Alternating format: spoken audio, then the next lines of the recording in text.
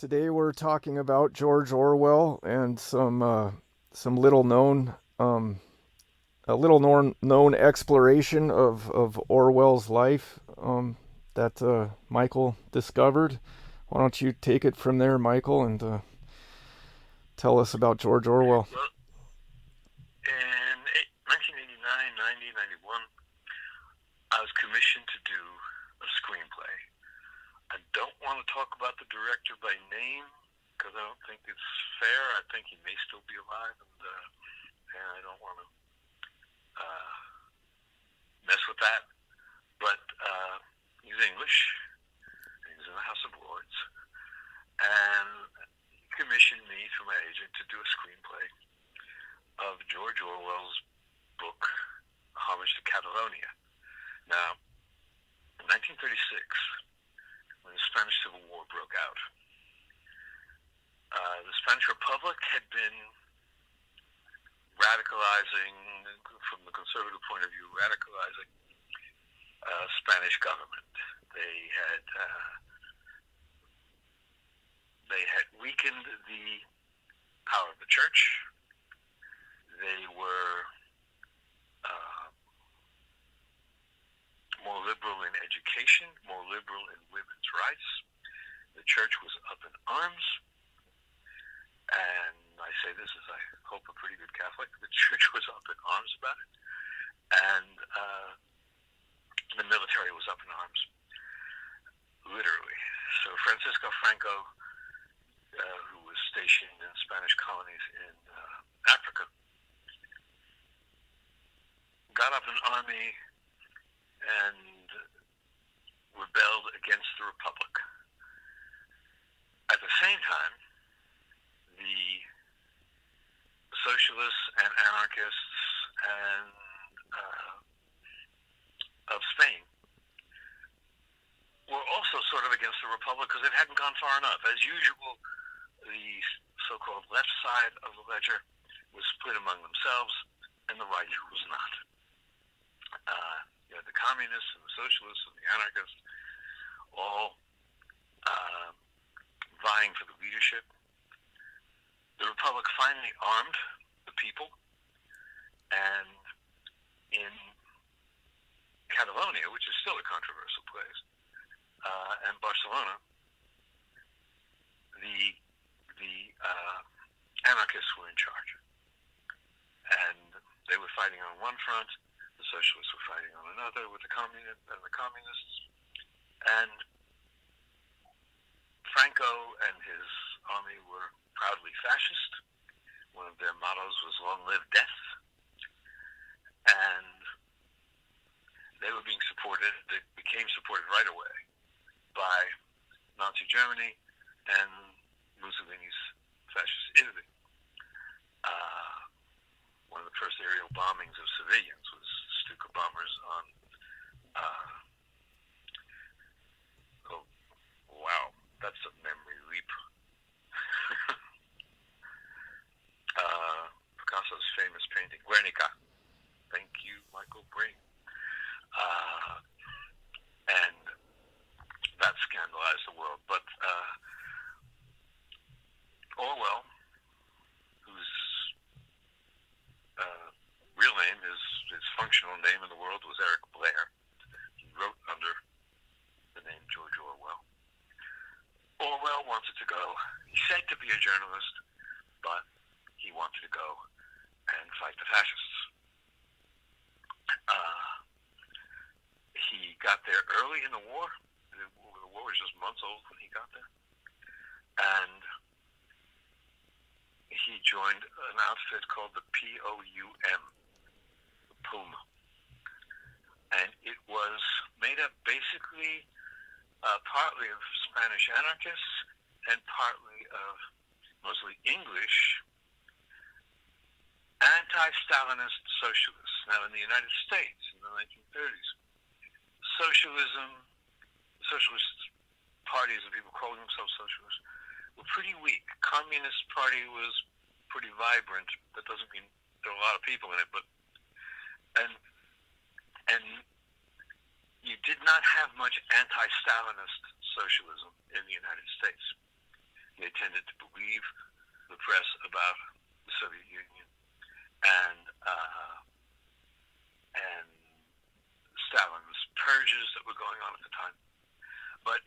England, where they had a much more honest press vis-a-vis Europe. I don't know if it was honest vis-a-vis England, but vis-a-vis Europe, it was pretty good. And you had a lot of socialists who were anti-Stalinist. They believed that Stalin and the Stalinists, his supporters, had betrayed the revolution and had made it a totalitarian state. Yes, I agree. But so you had anti-Stalinist socialists, and the volunteers, the English volunteers in the POUM, were anti-Stalinist socialists. Now you can get dizzy with all the initials of all the factions. Yeah. Defending the Republic in the Spanish Civil War. And I defy even Hugh Thompson, I believe is his name, who wrote the definitive book, it's still pretty definitive, on the history of the Spanish Civil War, to recite the initials of all of them.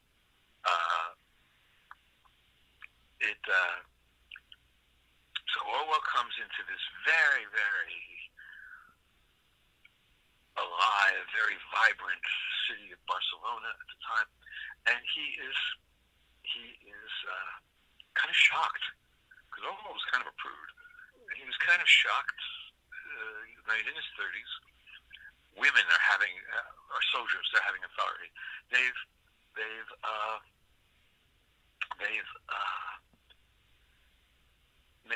made abortions. The anarchists have made abortions available to people who want them. They're doing radical things like that even a lot of socialists were against. And the anarchists are having a great time in Barcelona. It's a very vibrant city. You're not allowed. The waiters don't want to be tipped. The boys in the hotel don't want to be tipped. They're calling everybody comrade. Everybody thinks the world's about to change completely. It's that kind of excitement on the ground, and that's what Orwell comes into. What he finds in practice in the POUM, where they're on the Aragon front, and he finds that the weapons are terrible. They're old rifles, and the training is awful because it's anarchists. They don't train good. They're not hard to wrangle. It's herding cats, and people don't clean their weapons. People aren't disciplined. Orwell, who was very English, not upper crust at all. His father was a colonial policeman, and so was he in the 20s. But he did go to Eton. He was brilliant. Eton is where the upper crust went, males. He was brilliant. He'd written already 2 or 3 books, On the Road to Wagon Pier, Down and Out in Paris and London, and was getting a name for himself as George Orwell. And he finds himself in this situation where the working class Brits in his platoon don't like him because he, in England you can tell what class somebody's in as soon as they open their mouth, because the different classes have distinctive accents, especially then. And as soon as he opens his mouth, he's an enemy. They're going, "Well, matey, what are you doing here?" Yeah. And he's taller than everybody. He is outrageously brave. The food there is terrible, and they're hungry, and he ducks under this crossfire of machine gun fire, enemy machine gun fire, to get potatoes out of a potato field, and comes back with a big bag of potatoes. And they think he's out of his mind. So there is all of this going on. Now, I'm hired to translate the book he wrote about it while the war was still going on, Homage to Catalonia, into a film. Well, it's a wonderful book. It gives you the political situation there. His editors wanted to take that out because it was pretty detailed and would become old news, they said. People would be interested in the infighting. And yet the infighting is exactly what undermined the Republic and the war. And what helped them lose that war, a major factor.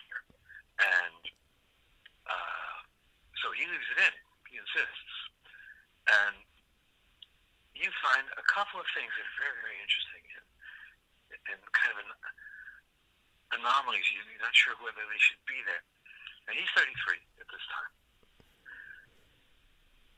He's married. His wife, Eileen, is also 33. She shows up at the front. Like, what are you doing here? And she didn't want to be left behind. She believed in the Republic. She wanted to work for the Republic. She didn't have any ambitions to be a combat soldier, but she wanted to be there. She was an educated person. She was a feisty person.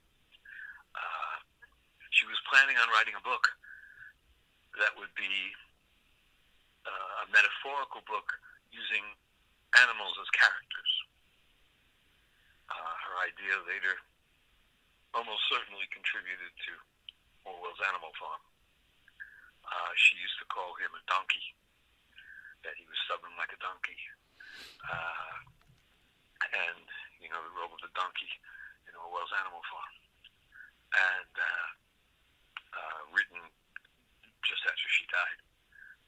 And so Eileen is at the front. Now I'm reading Crick's biography.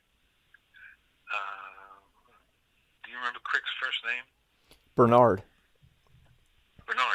Crick's biography. Thank you. George Orwell, A Life. And between reading Homage to Catalonia and reading Crick's biography and reading various books about the war, especially the Thomas book, I'm going, okay, here's this battalion commander, Georges Kopp, Russian-born, Belgian nationality, a kind of soldier of fortune. And he's driving here and there behind the front, doing this and that, and Eileen is usually his passenger. And then, what? What's going on here? He's a battalion commander. He didn't have time for this. And I bring this up to my director.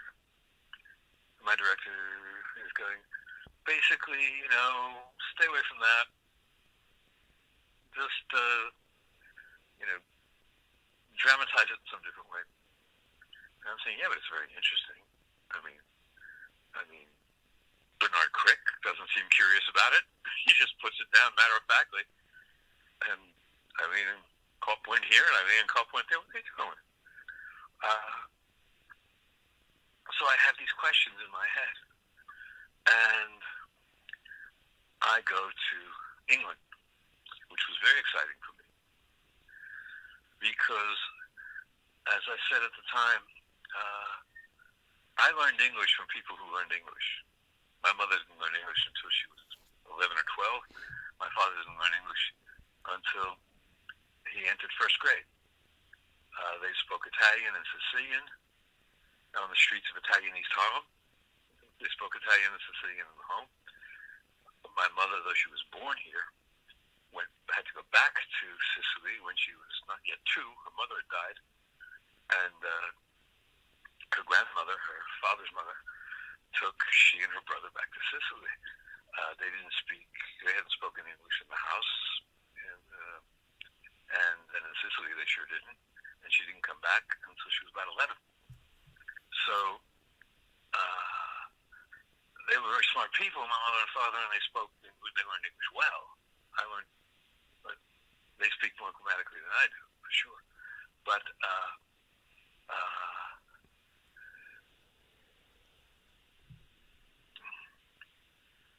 I was excited to go where English was, to the home of my language. Yeah. And things are very different there. The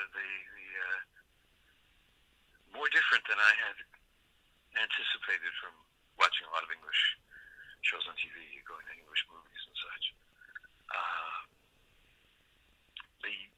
The social signals were very different. I was a babe in arms there.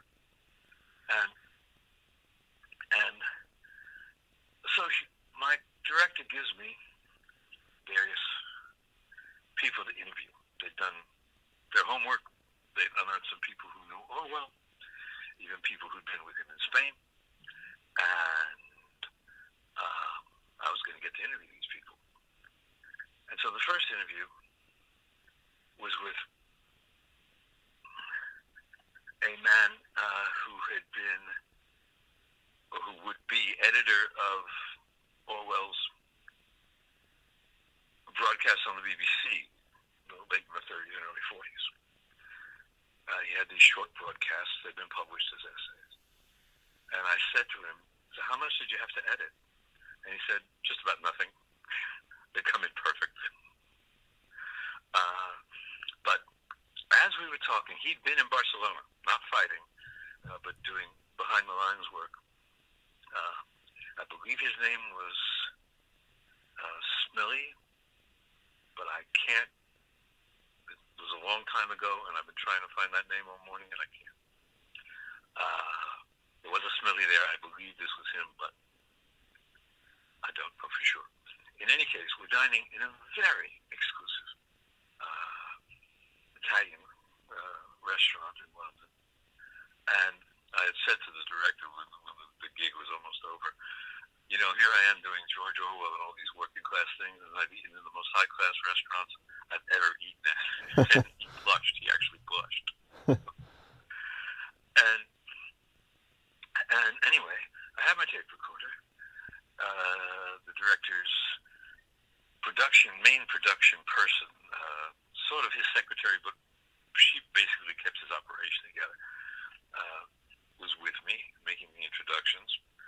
They weren't going to let an American in this place alone who didn't know the signals and embarrass the director. And completely without my prompting, all I said was, I had not mentioned Kopp. I had George Kopp. I had not mentioned him yet. It's on the tape. And completely without my prompting, all I said was, of course, Eileen was there. She said, oh, yes, Eileen. And I said, she's going to be a character. Oh, yes, she's a fascinating character. There was this man called Kump. I think she rather liked him. And I went, wow, it's 50 years later, and all I have to do is mention her name in this context, and he tells me she liked Kump. Yeah. And I go, as a journalist, as an investigator, I go, I'm onto something here. Yeah, which is kind of a mild British way of saying that she had a thing for Comp, right? Is that? Oh yeah, no. Right. And he said, you know, it wasn't so overt, but you know, when you're amongst two people who like each other, you know, they can't really hide it, and that kind of thing. The next person I interviewed was the captain of Orwell's company. Now, we say captain, we think of, you know, an American captain, that's or a British captain who's educated and all this. This guy was a stone-cold, working-class anarchist. It was great to meet him. He had some photographs and materials out. He was a large guy for his generation. So was Orwell. He didn't like Orwell, but he made no bones about it. He respected him. He didn't like him. He was very pleased to know that I have actually worked for a living. I wasn't, when I was young, and I wasn't just a writer. He interviewed me kind of at the beginning. And he was kind of shaken up because he had recently, he just stopped driving. He brought this up, of course, I'm known to ask. He just stopped driving a car, period, because he had almost had a serious accident that had almost killed a woman, a pedestrian. And even though the law didn't require him, I mean, he didn't kill her, and it wasn't almost, he just said, no, I've stopped. Which is something to attest to his character. Yeah.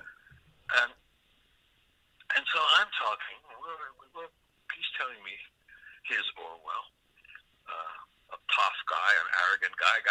affected, brave to the point of madness, guy he didn't get along with.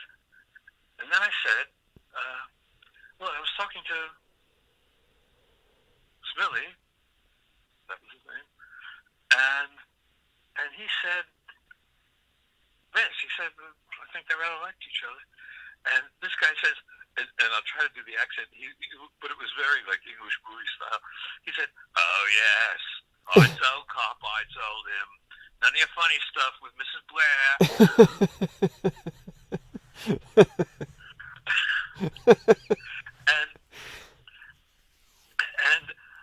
and here, you know, I'm a very traditional, in my newspaper work or my research, I'm a very traditional cat. It's like, you need two independent sources. Yeah. To even consider these things. Yeah. And here I have Crick telling me in his book that they're going this way and that, and this way and that. And Bob Edwards, out of a clear blue sky,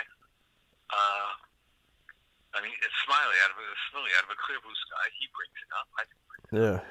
I tell Edwards what Smiley said, and Edwards just jumps in. Yeah. Oh, yeah. And tells me about her visits to the front and all this. And then, so I'm reporting this back to my director. Yeah. And he's getting more and more uncomfortable. And of course, you're thinking, oh my God, what a great story and scoop, and wouldn't this make a great movie? Yeah. Yeah, exactly. And all the notes I'm making and all this stuff. And the next person I go to interview, and I go with the director, is Stafford Cotman. They called him Staff. He was the youngest person in the company on the Aragon front. He was only 17. Everybody liked him. Nobody's got a bad word to say about him. He was good-humored. He was courageous. He was smart.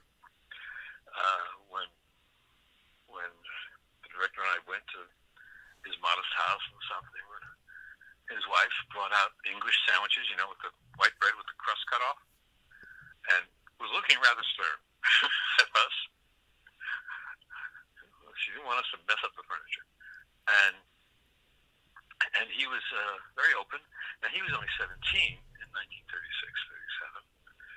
So here it is, 1990, and he's, you know, about 10 years younger than I am now. So Edwards was probably about the age I am now, probably older. 77 next month. But he was in his late 60s, mid-60s, something like that. And he said, I still go to demonstrations, got to keep in democratic trim. And he showed us a picture of him in the trenches, smoking a pipe. He has a Spanish Army hat on. And he said, that was my ridiculous period. And so we're talking. It's very interesting.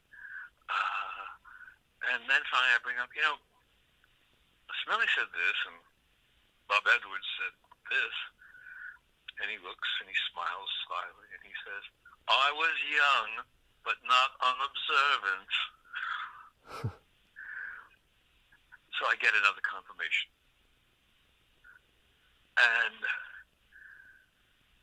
I write the script. I went to Spain as well, did research there, Barcelona. And I write the script, and I did not write it as an affair. But I did write it as a romantic friendship. And part of what I was basing things on is in Homage to Catalonia. By this time, the Stalinists had gained charge of the Civil War. I want to make sure with you I'm being clear enough on this. Am I doing all right? Yeah.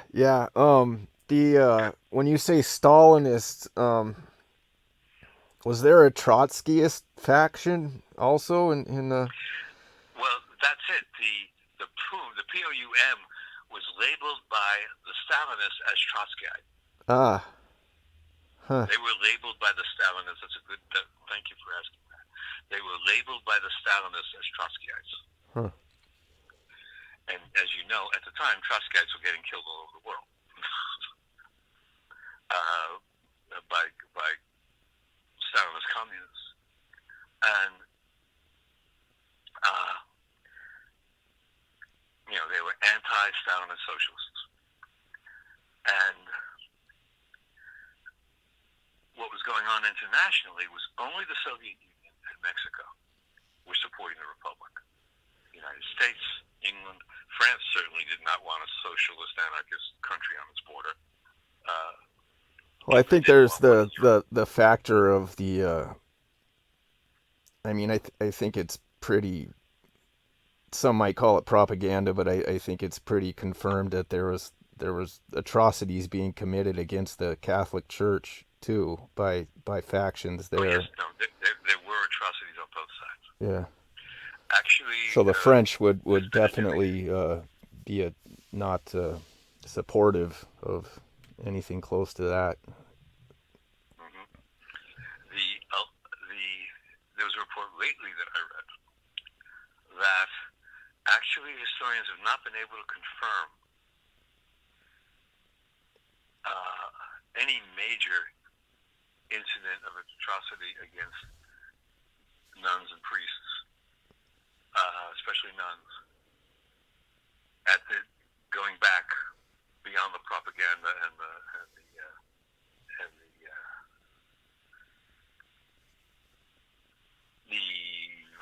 various versions of the time. But that said, in a civil war, things get really ugly. And I'm not painting, I don't mean to paint the pro-Republic side as not behaving as people behave in a civil war. I'm just bringing it up just because there's a religious factor as yes. In addition to the complicated political scene. Yes, definitely. Good. And so going back to Mexico and the Soviet Union, giving arms to the Soviet Union especially. And basically, the Stalinist faction grows because they're the faction that's getting the arms. Yeah. The POUM and the anarchists were using 19th century weapons. They had to steal the machine guns from the fascists.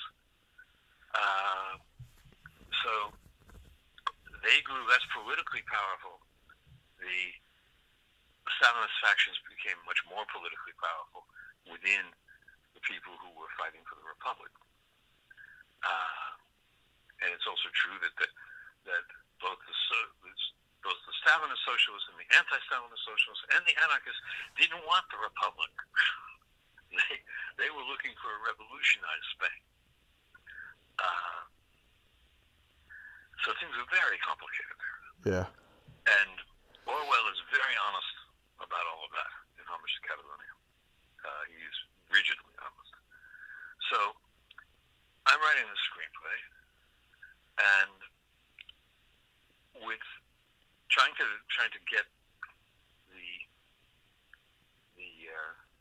various factors in, and with this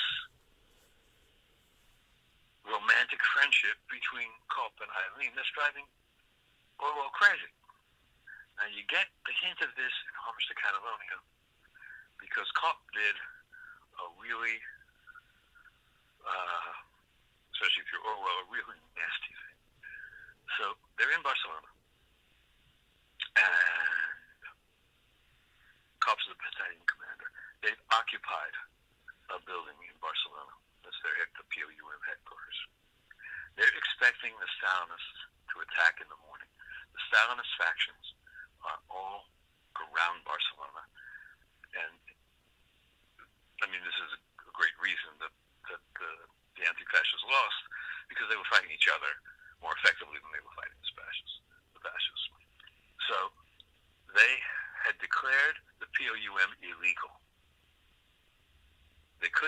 declare the anarchists illegal because there were too many of them.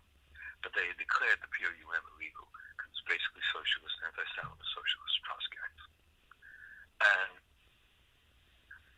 And the POUM that was in Barcelona was holed up in this one building on Barcelona's main drag. There's a church across the street. No. There's a movie theater across the street. I always think of movie theaters as churches of a kind. And Kopp ordered Orwell and several others in the platoon to go up on the roof of the movie theater and cover the entrance in case of an attack in the morning, which meant that Kopp and Eileen, Orwell's wife, were with the main body of troops in the main building. And when Orwell is writing about this in Homers to Catalonia, all he tells you is that he was very frustrated and angry to be up on that roof. He doesn't tell you why. Yeah. And so I played that scene for why I think he was so frustrated and angry. And in fact, Smalley, when I interviewed him, had said to me, and of his own, I wasn't trying to prompt anything, had said, I don't know why Kopp put them on the roof. There wasn't much they could do. They only had rifles. Another unsolicited thing.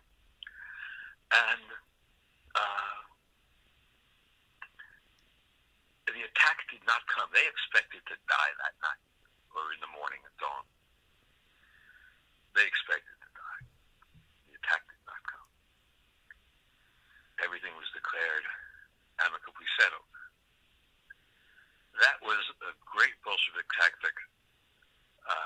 They were really good at these kinds of tactics. What they did instead was let everybody think everything was settled and arrest everybody in the POUM that they could.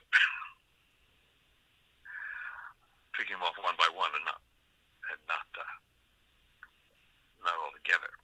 So that's when they declared the POUM. So what they think that everything's settled, and then the Bolsheviks gradually take them hostage or arrest them. Now, Orwell had been wounded, and Kopp had driven Eileen a long way to the hospital in another town where Orwell was. So he's being visited by Kopp and Eileen, who wouldn't have gotten there without Kopp. It's a very interesting triangle. Yeah. And I was playing with that on the stage. And now Orwell's coming back to Barcelona. Eileen is in Barcelona, doing clerical work, putting out pamphlets, that kind of thing, in support of the Republic. And she learns that the POUM has been outlawed, that they're arresting people. And Orwell shows up not knowing any of this. Remember, there's not radio and television. They're in the middle of the Civil War. And she tells him he's got to hide out. And they've got to get out of there. Then they learn that Kopp has been arrested. And Orwell, being the upright kind of Brit that he was, says, we have to go and try to get him out. It wasn't me violently. He meant, we have to go. Basically, he was saying, we have to go and see and try to do what we can to talk him out of there. And Orwell and Eileen, in danger of arrest themselves, visit Kopp and try to get other people to visit Kopp. It's no good, and they have to leave. So they get out of who has arrested him? The communist faction. The Stalinist factions have ordered their arrest, and now everybody who's got good weapons is so they that faction, and they have like a de facto government, or the Spanish government is taken over supporting. Okay. Right. And they've assassinated the anarchist leaders. Wow. And it's what they did in Moscow. Right. Yeah. Civil War. Sure. All that. It's the same playbook. Yeah.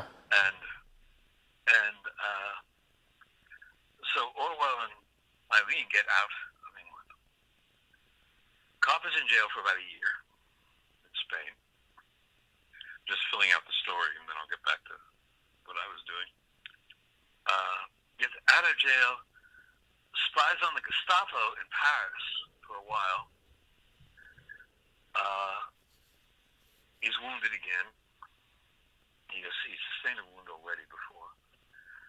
And eventually dies of his war wounds in 1951. But I was given access to the Orwell archive at either the British Museum or the Museum of War, one or the other. And it wasn't much. It was kind of a oddly coffin-like box with some stuff in it. And some letters and some stuff. Now, I know there's a lot more than that, but this is what I was given access to. And I wasn't allowed, camera, and, this is 1990, 1991, Yeah. no camera phones. I could take in a pencil and a pad. That was it. And I could sit at a desk with this big box and look at what was in the box.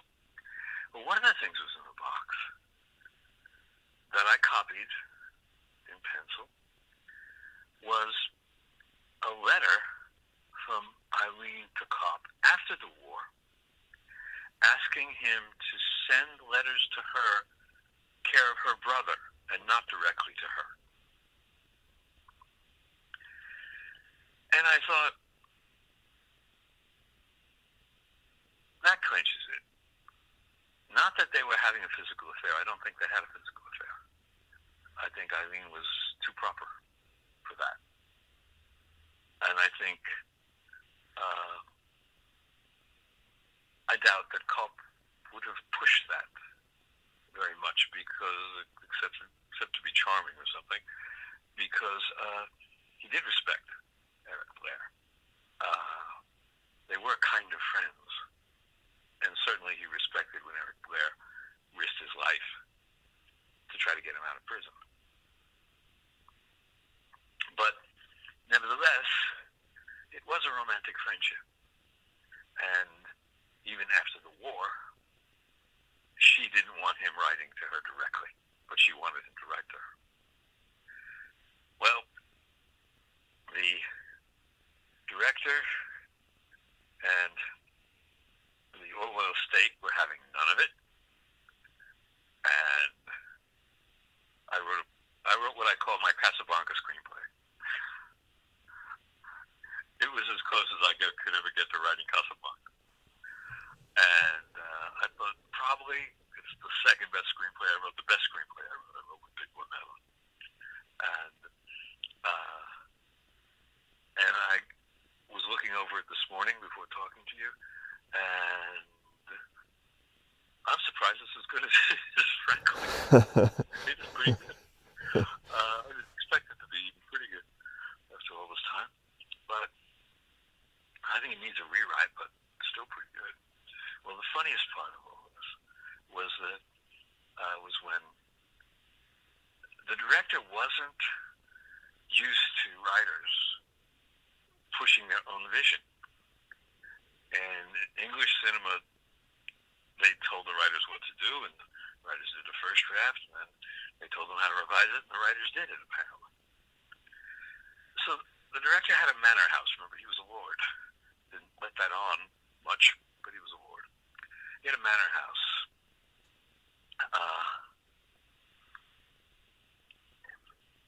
In the south of England, and on the moor, on the Great Moor in the south of England. It's the moor that in The Hound of the Baskervilles. Yeah. That's the moor that Sherlock Holmes tells you not to go out at night under any circumstances. And they'll tell you that there. They say sometimes the mist comes in and it's so thick, and if you're off that path, you can get stuck in one of those bogs and end up like the guy in The Hound of the Baskervilles.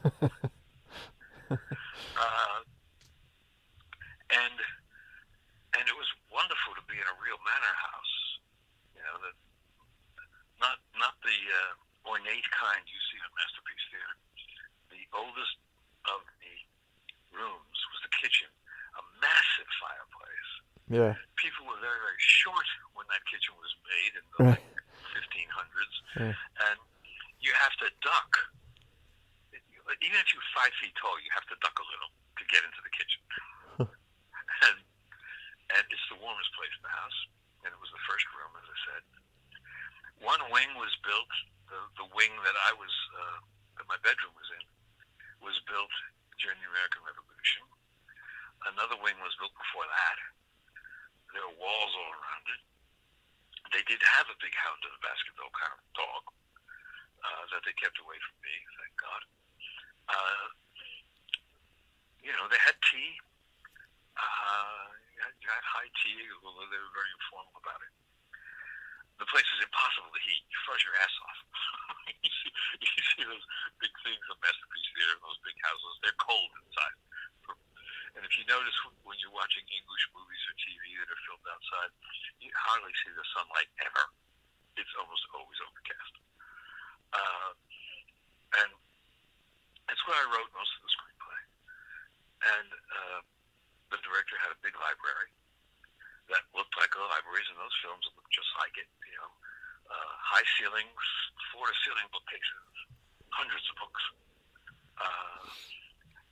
big thick desks, stuff on the desks, all kinds of stuffed creatures, weird lamps. It was if I'd written it up, it would have felt like I was writing a cliched English novel. Yeah. And he says, Mike, I'd like you to talk to somebody. I have my friend David Lean on the phone. And I went, whoa, David Lean? Yeah. Dr. Zhivago, the Persian River Kwai, Lawrence of Arabia, David Lean, that David Lean. The David Lean who directed the Noel Coward scripts, that David Lean. That's who he had on the phone. And he puts me on the phone, and David Lean tries to talk me out of this script. No way. Yeah. I swear to God. I'm sitting there talking to David Lean, who has been well briefed, and he's trying to talk me out of this. And I tell him pretty much what I told you, what I had told the director half a dozen times. And after that conversation, it's a longer story, but really after that conversation, I got fired. So what was the argument? That to not use this material to reshape. The argument was that Orwell left it out of Homage to Catalonia, so you should have put it out of your screenplay. And there was something to that. I mean, I got it. Yeah. But if I'm leaving it out of my screenplay, it's one thing to turn the page and know that Orwell is very angry about being up on that rooftop. Yeah. But it's another thing to see it on screen and not have any idea why. Yeah. It's one thing to turn the page and be Orwell's risking his life and his wife's to visit Coffin Prison. Oh, it takes it from like 30 feet of depth to 2 feet of depth. Yes, exactly. Right. Exactly.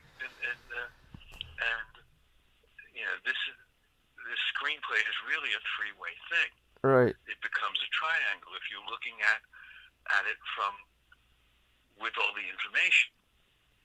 And if you're not looking at it with all the information, then you're reading Crick and going, what the hell is going on? I mean, if you're me and you trained yourself to look for the holes. Yeah. And so to me it was a lesson. Everybody had good intentions. There wasn't any kind of, it's not like we're protecting military secrets or something. Right. So they were well-intentioned people. I've got no beef with them personally. And But you didn't have any explicitly sexual thing in there, right? no, no, no, no. There wasn't an explicit. I think there was one brief kiss when saying goodbye or something Uh, like that. But not a romantic scene as such. did you There were have the feeling? conversations that Did you have the feeling that they again. there was something more that they weren't telling you, that there was something more to it than just being respectful to Orwell, or No, yeah. I if there was more to it, it was that Sonia Orwell was an old woman still alive, Oh, okay, yeah, and and she was just putting her foot down and saying no. right. And they wanted an Orwell movie, and they didn't want the one I wrote. So you think Now that it's an interesting. they told her, and she knew about your screenplay and said no. I'm pretty sure. I'm pretty Okay, sure. all right, gotcha. I can't prove it, but I don't see why they wouldn't budge at all. Right, yeah, I had the makings of a good script and a good story. yeah, yeah, That's supposed to be movie material. yeah, And it would have gotten such publicity. Come on. yeah, Breaking in a movie, yeah, stuff that's not in a biography, and going to the interview shows and saying, yeah, but so-and-so said this. You can call them up. They're all still alive yeah. at the time. Uh, and Is the director so, still alive now? I was going to look that up this morning, and I, quote-unquote, forgot. Yeah. I don't actually know. Hold on a second. This thing working? Oh, my computer takes forever to warm up. That's all I'll right. It see. doesn't really matter. But uh, if he is, he's pretty old, because he was about at least 15 years older than me, maybe more than that. I mean, I'm pretty old, so he's really old. But so that's my encounter with official history. Yeah. And while I don't expect any historians ever to get everything, you can. You really can.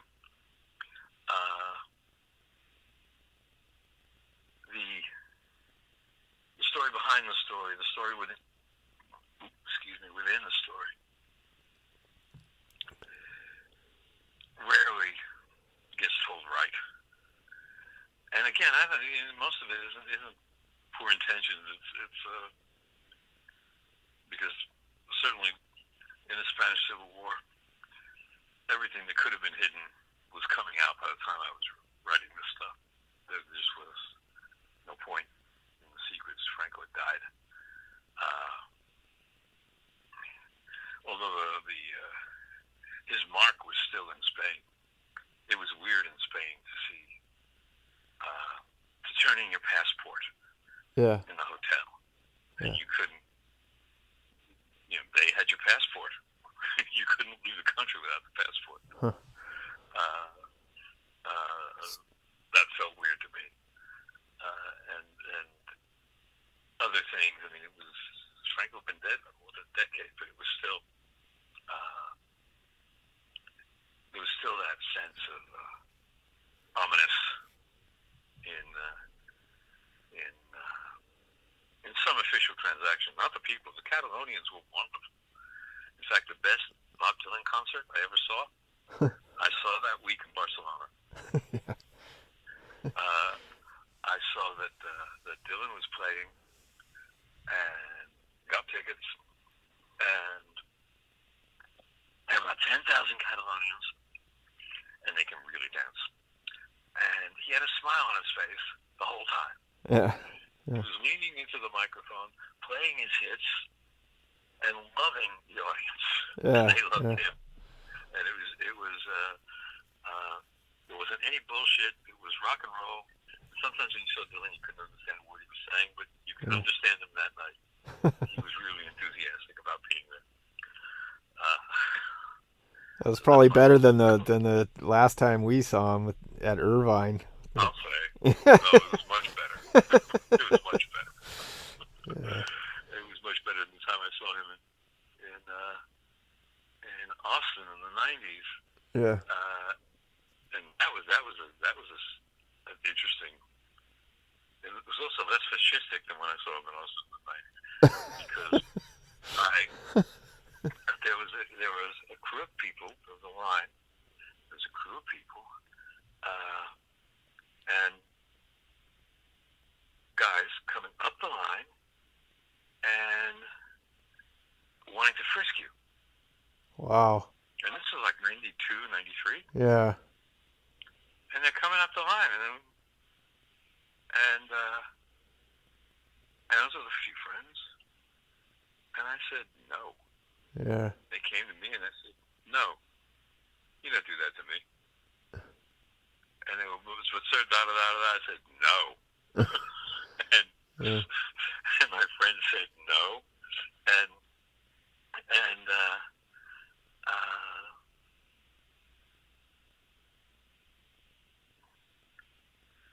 and that was that. They didn't. But the people behind me didn't have the guts to do the same. Yeah. Yeah. So okay, so how does the whole thing with this how does the project break down then? Can you go into that? He is still alive. Okay. He's 86 years old. I thought he was older than that because Englishmen just act older than they are. Yeah. But what happened was he hired an older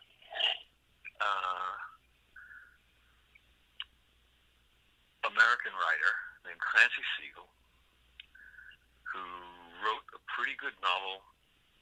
I believe it was called Going Home.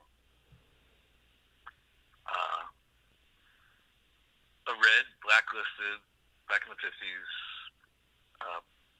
Not quite my parents' generation, but somewhere in between me and them. And a communist.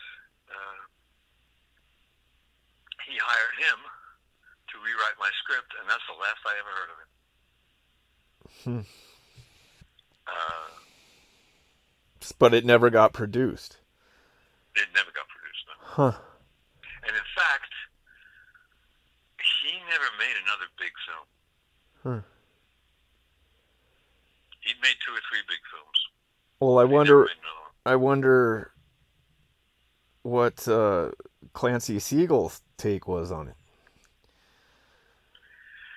If he was taking the gig, I would say he was going to be Obedient. He was going to do what the director wanted. Yeah. And B,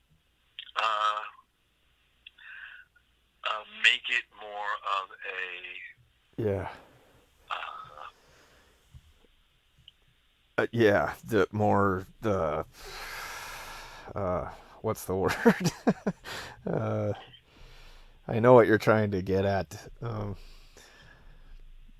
God, I can't think of the word. I think it would be reverential. Reverential, yes, and not romantic. Okay. Yeah. Okay. Whatever else, not romantic. So no romantic no romantic substratum to it. No. Yeah. Cop would just be, the whole thing with Eileen and Cop wouldn't be there. Eileen would barely be there. Wow. Huh. And that whole aspect of it would just be excluded. Wow. Huh. See, that wouldn't be very good, though, and I don't think so. That would be a pretty dry movie. Yeah. Well, it didn't get made. It's beyond all that. It's a thorny project politically, and I suspect that Orwell's memory wasn't the only one that was being considered, and that there are probably other factors. You know what I mean? I mean, Hmm. it's kind of like a hornet's nest of ideologies and possible disagreements. And this Clancy Siegel guy probably had, there were probably disagreements with him, I suspect, too. Probably, Yeah. or or later on, I did a script for HBO that never got made on Che Guevara. I got a call from a guy and a producer who I'd almost worked with a couple of times. We liked each other, and he wanted a script on Che Guevara, but he wanted it only an hour long, like a one episode kind of thing. I said, in that case, it's just right off the top of my head, it should be the day that Che Guevara left for Bolivia. He met with Fidel Castro on that day. That's the last day they saw each other. And he loved it. And I did a lot of research. I got paid well. I did a lot of research.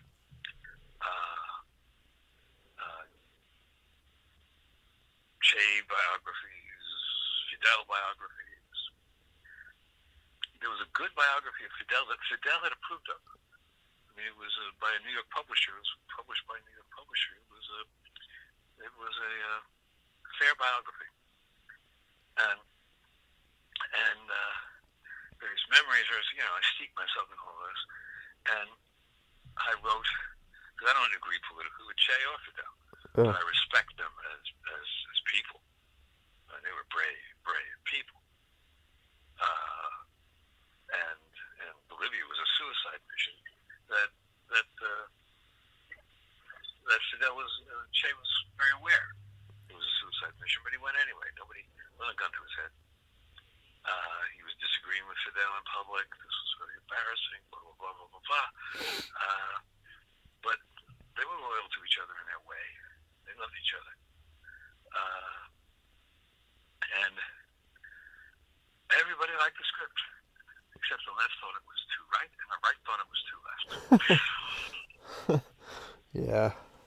And they were going to get Andy Garcia to do it as Fidel, and Andy Garcia is super right. And my producer, and I said, and then what do we do? And my producer, very frankly, said, we do whatever Andy wants us to do. Huh. And is Andy Garcia is he Cuban? Yeah, He's like a Florida Cuban, right? Yeah. And he was gonna play Fidel. Yeah. It's not who I would cast as Fidel aesthetically, but it's also weird that he's gonna play Fidel, just ideologically, I guess. Yeah. Well, they were going to make some changes. Yeah. In any case, that project never got off the ground either. Yeah.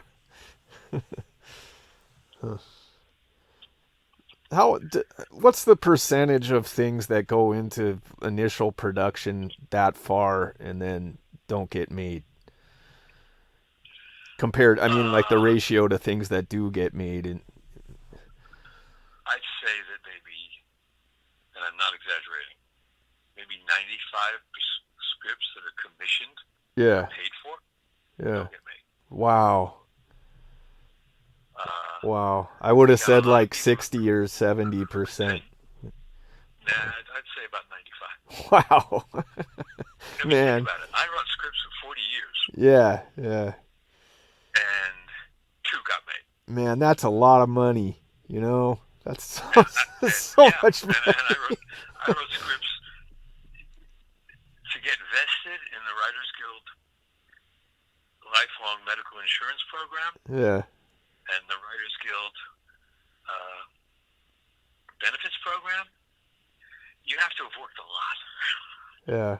And I was a good rewrite man. I could work fast. I wouldn't work on a movie that I turned down a big job. Yeah. For instance, on same HBO guy. He and I liked him. We worked together well.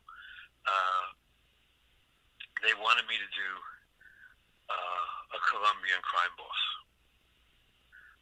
who was a famous Colombian cartel crime boss. And I read about the guy. Yeah. And I called him up and I said, "This guy's not a criminal. This guy's not like a mafiosi. This guy is a war criminal. Yeah. Yeah. He thinks nothing of killing families and killing villages." Yeah. And I said, "Look, the actor who plays him wants to be liked. Yep. I don't want to be in this guy's." I said, "I don't want to be in this guy's head for the next year." Right. Well, that was that's what they've been doing for the past 30 years is making making bikers and organized crime guys look like your next door neighbor, right? So yeah, that was the trend. Yeah. I mean, when you see an honest film about that, like Goodfellas, Yeah. you don't want to live on the same block with those guys. Right. Yeah. Yeah. You don't want it. Yep. You don't want to go to a party with those guys. Yeah. You see Casino. You want to be really far away from Tony Bellotto. Yeah, you don't want to go to a party with. You don't want to go to one of their parties. It's not fun. No, it's not. You're not going to cut loose at their party. Yeah. When Coppola makes The Godfathers, everybody wants to go. Yeah. Yeah. Right. But Coppola's not Sicilian. Scorsese's Sicilian, and he knows what he's talking about.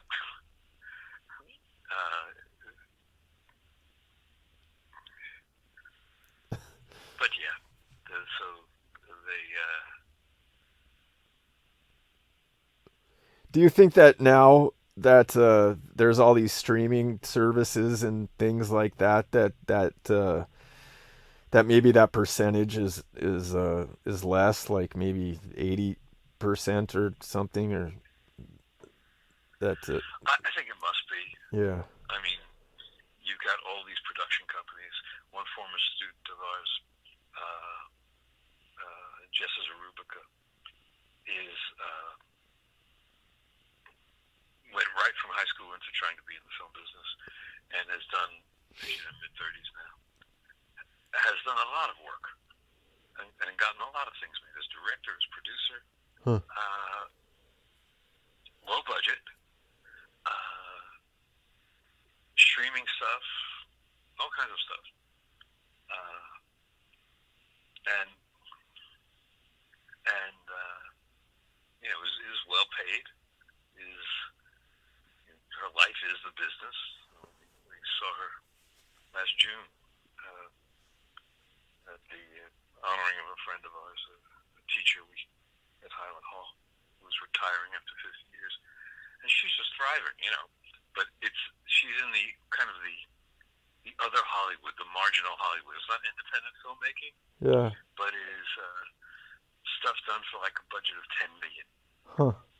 When the big stuff is done for at least $100 million. Yeah. Yeah, it's an interesting landscape now. Yeah. Because there's all kinds of good things out there. And I see some things out there now, streaming, that I can't believe they shot. Yeah. Got away with that? And going, wow. Yeah. Yeah. Yeah, it's true. I'll just by chance I'll come across something that's really good, and just in the morass of streaming things, and I think the cheapness of the digital filming and the convenience of that is making it more possible to get things produced that might not have been produced before. So yeah, it's good in a way.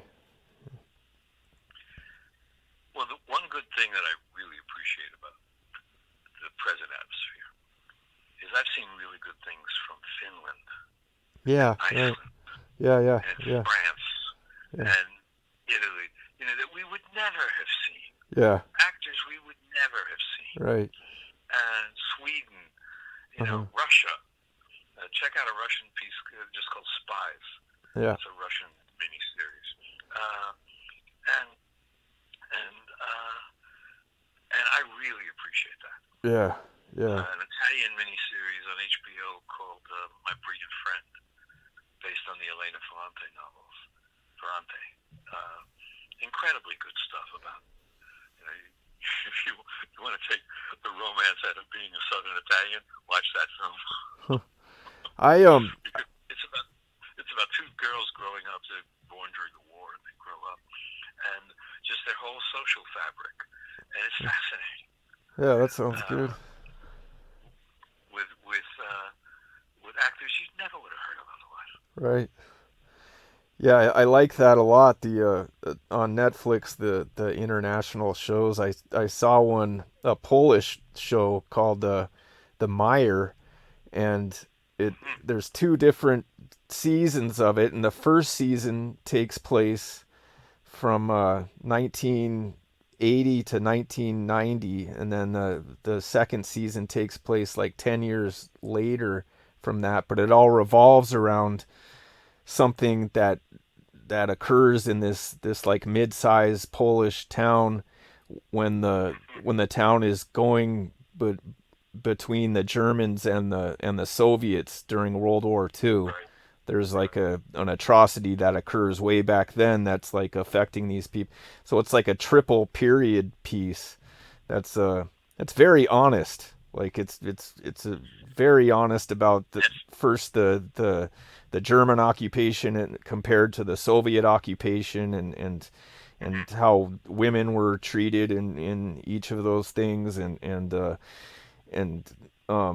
a lot of it revolves around how women are treated in this like Polish society and everything. But yeah, if you get the chance, it's Mire. The Netflix. Yeah, well, it was on Netflix, and I think only one part of it is on there now. I knew they were gonna get rid of it eventually because it's Mm-hmm. just not very politically correct. But it's but that was really good. Like I was really blown away and surprised, and I come across a lot of those things from these from Eastern Europe or Finland or like you Mm-hmm. were saying that are really remarkable. Yeah. So yeah, I like that part of that whole thing. Yeah. Well, we've done about an hour. Do you want to stop here? Yeah, yeah. Okay. Stopped here. Do some. Uh, we've covered a good range. Yeah, yeah, yeah. That's good. Okay. Okay.